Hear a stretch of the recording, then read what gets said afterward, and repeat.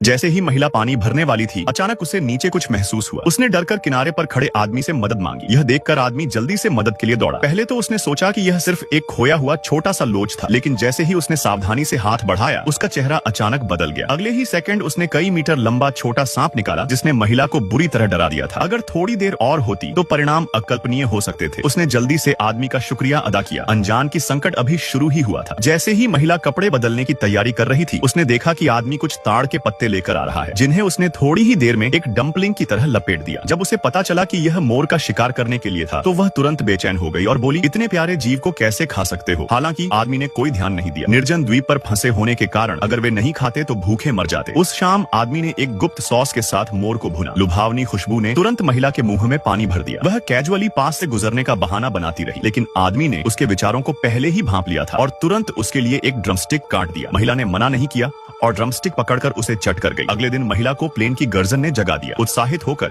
उसने आदमी को यह अच्छी खबर बताई, लेकिन अप्रत्याशित रूप से आदमी गहरी नींद में सो रहा था। जल्दबाजी में महिला ने उसके पैंट से सिग्नल गन निकली और आकाश की तरफ फायर कर दिया। तभी आदमी अचानक पलटा, जिससे फ्लेयर सीधे एक नारियल के पेड़ पर लग गया। आदमी स्तब्ध रह गया। स्थिति समझने के बाद उसने जल्दी से सिग्नल गन चेक की। वाकई उसमें गोलियां खत्म हो चुकी थी। गुस्से में उसने महिला पर चिल्लाना शुरू कर दिया कि वह एक पैसेंजर प्लेन था। उन्हें यहाँ तक कि परमाणु विस्फोट भी पता नहीं चलता। फ्लेयर की तो बात ही क्या है। लेकिन महिला भी उतनी ही जिद्दी थी। उसने मिसफायर का दोष उस पर डाला। उन्होंने फैसला किया कि वह पहाड़ की चोटी पर चढ़कर सिग्नल टावर ढूंढेंगे। अगर वे उसे नष्ट कर दें तो कोई उसे ठीक करने जरूर आएगा। हालांकि चोटी पर पहुंचने के बाद उन्होंने पाया कि वह पूरी तरह खाली था। आदमी ने जल्दी से मैप निकाला और तुलना की तो पता चला कि मैप पर वाला द्वीप वह नहीं था जहां वे थे। जैसे ही निराशा छाने लगी, महिला ने अचानक दूर कुछ देखा। उसने जल्दी से दूरबीन निकाली और आश्चर्य से देखा कि एक जंगली यॉट पास से होकर गुजर रही है। यह सोचकर कि शायद वे आखिरकार बच जाएंगे, दोनों पहाड़ से नीचे भागे। अनजान की उत्साह जल्द ही आपदा में बदल जाएगा। नीचे उतरने के बाद उन्होंने प्लेन से लाइफ राफ्ट निकाला और यॉट की ओर जोर जोर से पैडल मारने लगे। फिर भी जैसे ही वे करीब पहुंचे, उन्होंने पानी पर एक फिशिंग बोट देखी। आदमी को कुछ गड़बड़ लगी। उसने जल्दी से दूरबीन पकड़ी। वह यह देखकर हैरान रह गया कि यॉट के मालिक को समुद्री डाकुओं ने बेरहमी से मार डाला था। डरकर दोनों तुरंत विपरीत दिशा में भागे, लेकिन अब बहुत देर हो चुकी थी। बोट पर समुद्री डाकू उन्हें देख चुके थे और 800 मील प्रति घंटे की स्पीड से स्पीड बोट में उनका पीछा करने लगे। पीछे से गोलियां चल रही थीं। घबराकर दोनों पानी में कूद गए। सौभाग्य से वे किनारे से ज्यादा दूर नहीं थे। जमीन पर पहुंचकर वे जल्दी से द्वीप की गहराई में भागे, लेकिन समुद्री डाकू छोड़ने वाले नहीं थे। अभी भी बंदूकों के साथ पीछा कर रहे थे। समुद्री डाकुओं से छुटकारा न पाकर आदमी को अचानक एक साहसी विचार आया। उसने महिला को भागते रहने को कहा, जबकि वह एक पेड़ के पीछे छिपकर घात लगाकर हमला करेगा। हैरानी की बात है, योजना काम कर गई। आदमी ने मौका देखकर हमला किया और महिला जल्दी से वापस लुढ़क कर मदद करने आई। क्या आपको पता है, महिला लुटेरों के साथ मिलकर आदमी को धोखा भी दे सकती